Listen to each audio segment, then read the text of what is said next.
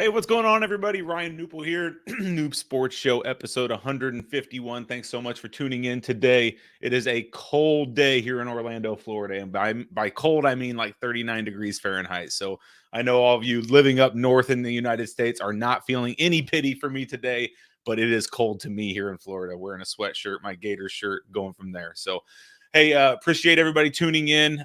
We always talk to great guests in the industry, the sports betting industry, the iGaming industry. We love to feature people that are making impact and doing great things in this industry. And today we have another awesome special guest. Before I dive into our guest, I want to encourage you guys that are watching live, wherever you're watching, please leave comments, leave questions. If you have questions for the guest, please leave them. We'll put them up on screen and we will address those as we go. All right, without further ado, I'm going to bring on our guest today, Steve Ruddock, bettingusa.com. Steve, how are you? Good. How's it going? Doing really well today. Thanks for joining me. I appreciate it. I know I was complaining about the cold to you earlier. You didn't have any sympathy for me. What's the temperature like for you today? Today's not too bad. I think we're in the 20s, but yeah, it's been really cold up here in Massachusetts. Yeah, I bet. I bet it's Florida gets that nice weather and we have a good reputation for weather, but man, when it isn't, it's painful. So anyway, let's dive right in, Steve. Hey, tell the audience a little bit about yourself before we dive into kind of what you're up to today in this gaming space. I want to hear a little bit about you and kind of your background in the iGaming world. Sure. So kind of a roller coaster ride for me. Started out as a poker player. Excuse me, pre-boom. So 1999 was when I first started getting into poker. Sure. Did that up through about 2006. Started a family. So, excuse me, I have a little bit of you're good. Sore throat. I have a little bit of a sore throat today. Yeah, started a family, and I wasn't a very emotionally stable poker player. So ended up leaving the industry for a bit. Went back to my original job, which was I used to manage health clubs. Oh, cool. Did that for a few years. Kind of got back into poker a little bit around 2009, but I started writing a bit. And around then, I really started getting into like the legislation, what was going on with online poker, especially at the time. That just kind of morphed over the years into what I do now, which is analyst, any type of commentary for the industry. Yeah, it's been a really weird ride going from poker to casino, now sports betting. Yeah, it's interesting. I tell you what, I mean, I understand your path and your flow because I mean, back in the day, right, back when poker was booming here in the United States, that was all the talk, right? It was all the attention was on legalization news around poker. And now we're like fast forward 10, 15 years. And now it's like repeat, but now we're doing it in the sports betting world. And it's the same conversations in the sports betting world. So I definitely understand your path there.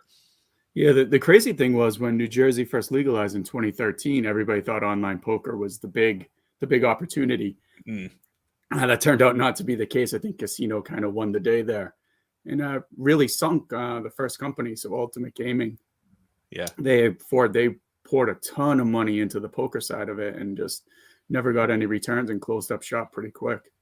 Yeah, that's crazy. That's amazing. So today, doing analyst stuff, you're obviously very close to what's going on in the legalization of sports betting in the United States. Tell us a little bit about who you're working with today, and just kind of what types of things you're writing about or you're covering. Yeah, sure. So my main job is the content director at bettingusa.com, kind of a resource site affiliate for the industry, same as most others. We're a smaller outfit, so we do a little bit more in-depth writing. We don't usually beat the big boys to the story. They usually can get those pumped out because they have specific people on those beats. But we try to take it a little bit further and go into a little more detail with the story. I use my experience, so 13 years now, to try to add some color to whatever story we're working on there. Yeah, I think that's important, Steve. I mean, it's an important note to make, and that's something that I've really respected about, reading your columns, being in the sports content business myself.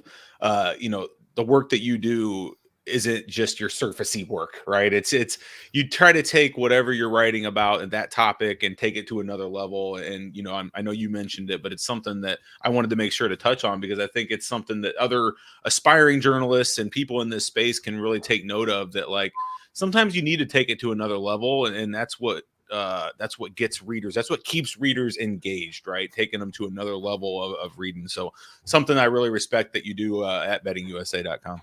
Appreciate that. Yeah, it's definitely an important part of everything. But it's when I started out, it wasn't like that. So whoever's doing it now, just realize it just comes with experience. Yeah, absolutely. And everybody has their different styles and things of that nature. So, I popped up bettingusa.com here for those of you watching. You can check out the site, head out there. There's content everywhere. You can follow Steve's stuff out there. And I know they're doing other stuff as well. All sorts of great stuff over here on Betting USA. So let's move on to and talk a little bit about the legalization in the U.S. Okay, so obviously we've had kind of some huge news coming out of New York here recently. It's been all the buzz in this industry, with New York finally going mobile. It was always a controversy in the beginning when New York legalized but didn't go mobile, and we're like, well, come on, it's only a matter of time. Why just go mobile from the beginning? They finally figured it out. Their mobile is now live and active in New York. Any thoughts on that? Yeah, that was a difficult state. They have a very strange constitutional law about gambling. So they kind of snuck in some sports betting legislation when they expanded their casino gambling. That was before the PASPA repeal. So it was almost like a premeditated law. Mississippi did the same thing, Pennsylvania. So it was strange to see them take the approach they did with mobile betting. I thought they might need a constitutional amendment for that. But as I kind of always tell people, if nobody challenges the law, then it doesn't matter. So they got it passed. Crazy law with a lot of operator burdens, but didn't seem like it turned too many people away. Yeah. So far, so good. It looks like they're doing pretty well based on the scant data we have so far, which basically geolocation targeting. A couple operators have given out some very small preliminary numbers. Yeah, it's a really good market. My big thing with New York is I really am interested in what it does to New Jersey. Yeah, I definitely agree with that because, right, I mean, that was all the buzz and the talk was that, people in New York can just go right over the bridge and be in New Jersey and make their mobile bets. And so yeah, it's probably gonna put a little hit on New Jersey. I'm guessing it's not like do or die gonna break them, but they're definitely gonna see some impact from it. That's for sure. Yeah, I've seen like estimates like 20 to 25% of New York handle is from New Jersey. Mm-hmm. But I kind of speculated about this recently, which is, will those big bettors, the people who are generating a lot of that handle, it might only be 100 people, are they still going to go over to New Jersey because they're being wooed in by the same operators? You have the same operators in both states. So if they're charging 51% tax in New York and 13 in New Jersey, they'd be like, hey, come over to New Jersey. We'll put you up in a suite, place your bets there. It'll be interesting. But I always say this, like when I'm talking about, like, if I have to buy something for the house, I got to do some kind of repair or something. It's like, whatever the price is, just add an extra 20% to it. So if that 20 to 25% number is accurate, it might actually be like a 30%, 33%. Yeah. Interesting.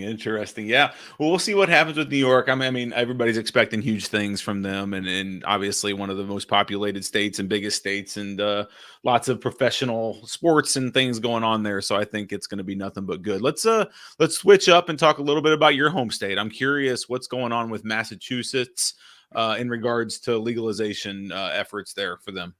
Yeah, so we're entering our basically our fourth year of doing this as typical Massachusetts. It's the path we always take. Everybody thinks, oh, it's a perfect candidate state, but it's Massachusetts. I always explain it to people as this very, very liberal state, but it's got a Puritan streak from our founding. So there's a lot of sin. Anything that deals with sin is still a little out of whack up here. It's interesting. Yeah. Okay. And the best example I always give is tattooing was made legal in 2000. Oh, So before the year 2000, you had to drive to Rhode Island or New Hampshire to get a tattoo. interesting. Yeah. Yeah. So yeah, it's I mean, it looked good last year. It's looking good this year. The only thing that's kind of upsetting things this year is the elections. So we have Governor Baker's not running again. So we're going to have a new governor. It depends on who it is, what their platforms are. If a couple front runners emerge early on, most likely it'll be a Democrat. I haven't seen any strong Republican candidate declare. Massachusetts weirdly elects Republican governors, even though the legislature is like I think like 85% Democrat. So it's just one of those weird things that we do up here. Yeah, it looks like it'll be a Democrat. I think if she declares, the current attorney general is pretty good candidate. Not really sure where she stands on gambling. She went after DFS pretty hard back in the day when that first started coming around. So it'll be interesting. I think that will really play into how it plays out in the legislature. One of the big senators who's been pushing sports betting, Eric Lesser, he's actually thinking about running for a lieutenant governor too. So that might take away a key person in the legislature.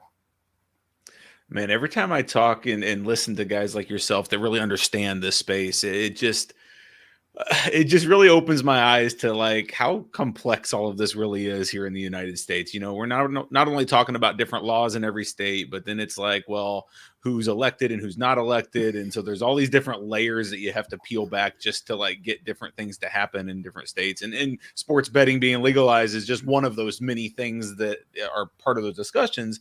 But it's just, you know, for those of maybe that aren't from the United States and listening to this and try to understand how complex this actually is. It's a puzzle, isn't it? It's just a puzzle.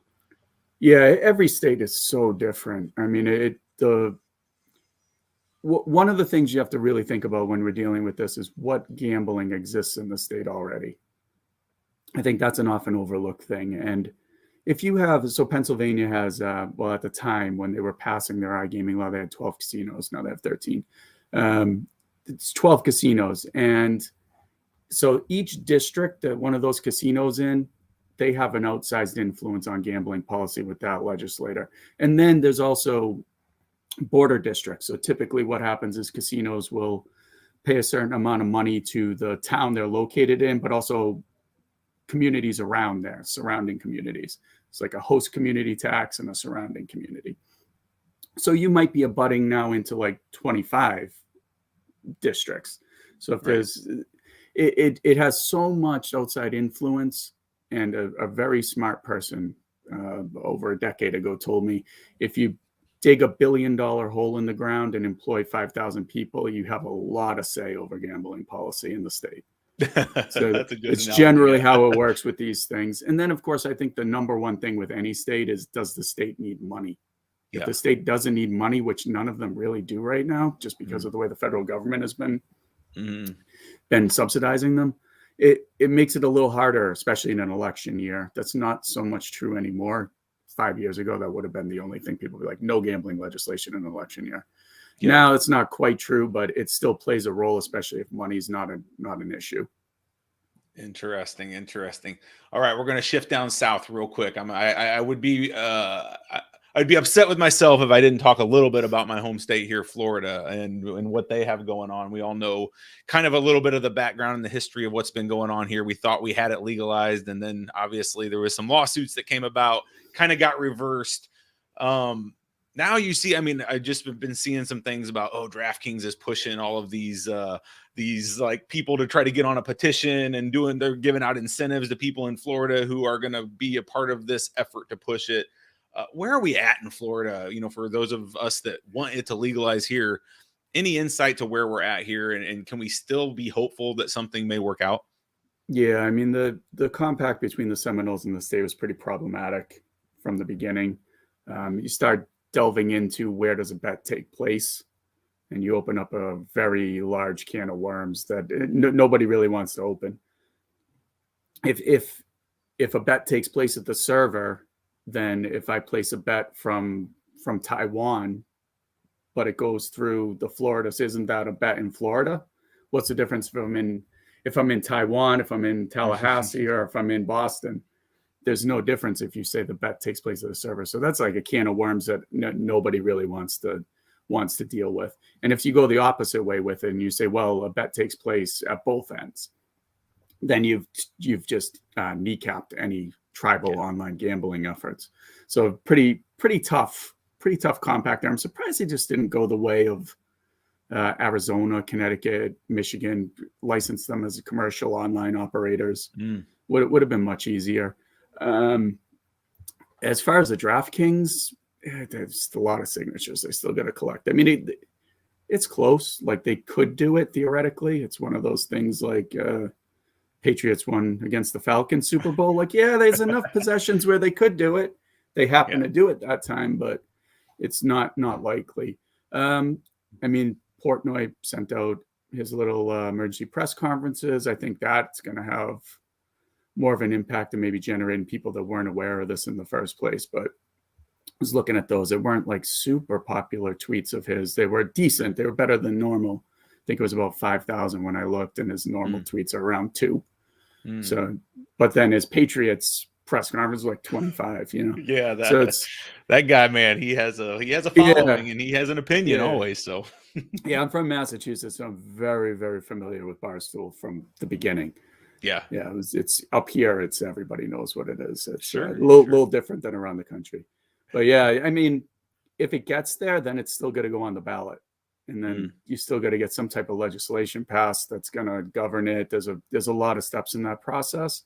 So this is the first step. If you falter at the first step, it's probably the best thing that could happen for Florida, because I don't see how it gets over the finish line anyway.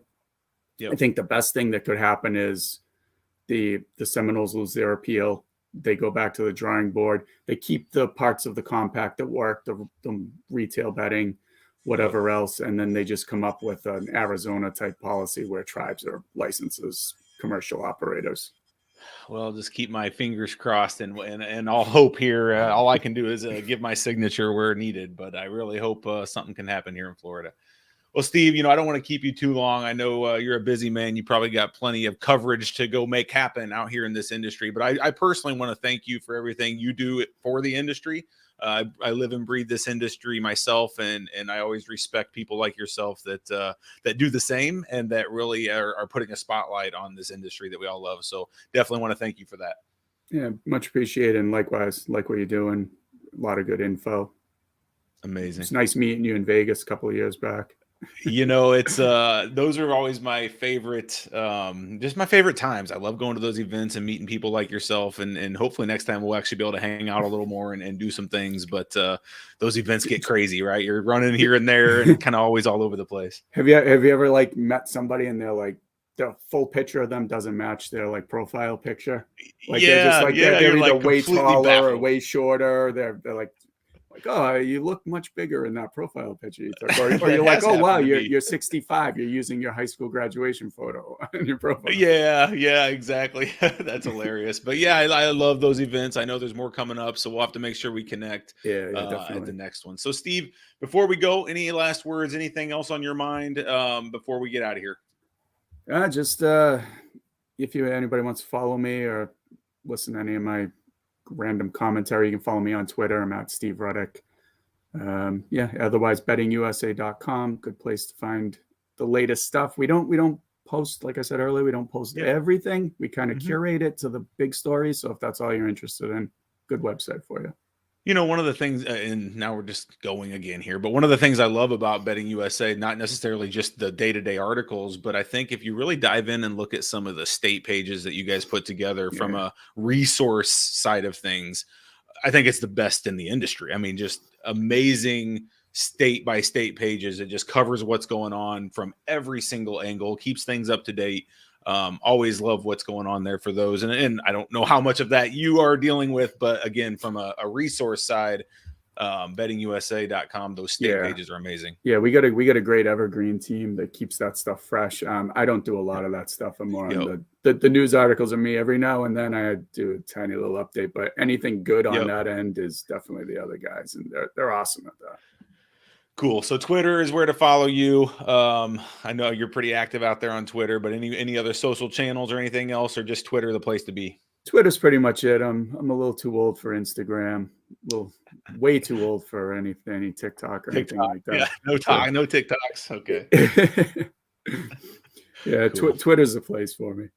Great. All right, Steve. Well, I appreciate your time. And as always, if I can do anything for you, please let me know. I'm looking forward to having you on. Let's say when Massachusetts gets legal, you're coming back on and we'll do a little celebration episode. Definitely. Or Florida or Massachusetts. We'll bring you on and we'll talk about those happenings. Awesome. Ryan, thanks so much. All right, my friend. Take care. Have a good one.